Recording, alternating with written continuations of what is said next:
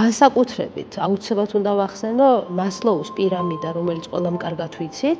მასლოუს პირამიდის ალბათ ერთ-ერთ საფეხურად შეიძლება განვიხილოთ იპოთეკური სესხი, რომელიც თუ აქ ადამიანს ან ნებისმიერი საკრედიტო ვალდებულება თუ აქ ადამიანს საერთოდ რომელი იდეების და შესაძლებლობების განვითარებაზეა ლაპარაკი.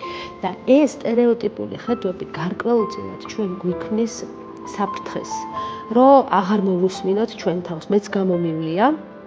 მეცაც გეტყვი, ბევრჯერ ვიფიქრია, რომ ნეტა უფრო ადრე ხო არ დამეწყო ჩემი საკუთარი კომპანია, მაგრამ რაც უფრო გამიანალიზებია ეს ჩემი შეხედულება და ჩემი ფიქრი, მივხვდარ, რომ ზუსტად ისეთ დროს დავიწყე, როცა უნდა დამეწყო, იმიტომ რომ მე რო ის გამოცდილებები არ მიმეღო, ვერ მივიდოდი აქამდე.